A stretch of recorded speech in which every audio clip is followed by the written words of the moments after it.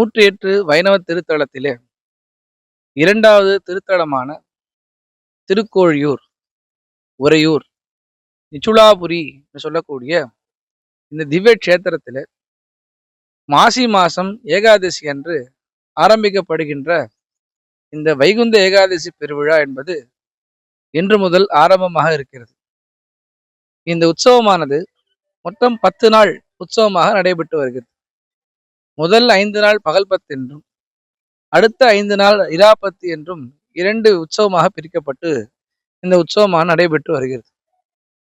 இதிலே பகல் 10 முதல் 5 நாளிலே திருநெடுந்தாண்டகம், திருப்பள்ளி எழுச்சி, திருப்பாவை, பெரியாழ்வார் திருமொழி, பெருமாள் திருமொழி, திருச்செந்த விருத்தம், அமரநாதிபிரான், கண்ணினின் சிறுத்தாம்பு, பெரிய திருமொழியில் சொல்லக்கூடிய திருமங்கையாழ்வாருடைய பாசுரத்தோடு 2000 பாசுரம் முடிவு பெற்று நேற்றுடன் முடிவு பெற்றது, முத்துக்குறியுடன் முடிவு பெற்றது.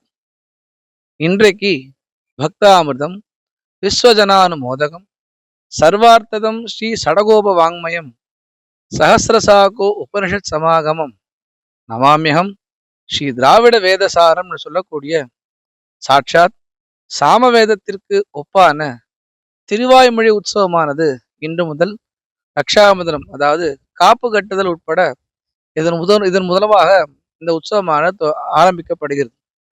இராப்பத்து 5 நாளுமே ஒரு நாளைக்கு 200 பாசுரங்கள் முதலாக 5 நாட்கள் இந்த உற்சவமானது ஆரம்பிக்கப்பட்டு 5வது நாளிலே நம்மாழ்வார் மோட்சத்தின் அந்த பாசுரத்தோடு இந்த உற்சவமானது சாற்று முறையோடு முடிவு பெறுகிறது.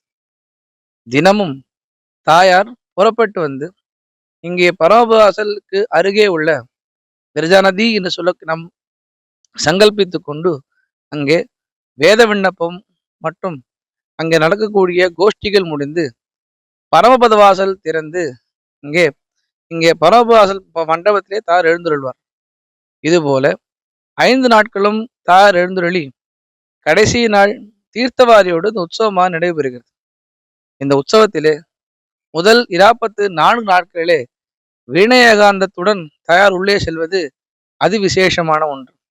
இப்பேற்பட்ட இந்த திவ்ய கஷேத்திரத்திலே 107 தலத்திலே 2வது திருத்தலமான இந்த கமலொளி நாச்சியார், அதாவது தனிக்கோயில் நாச்சியார் என்றே இந்த தாயாரை சொல்லணும்.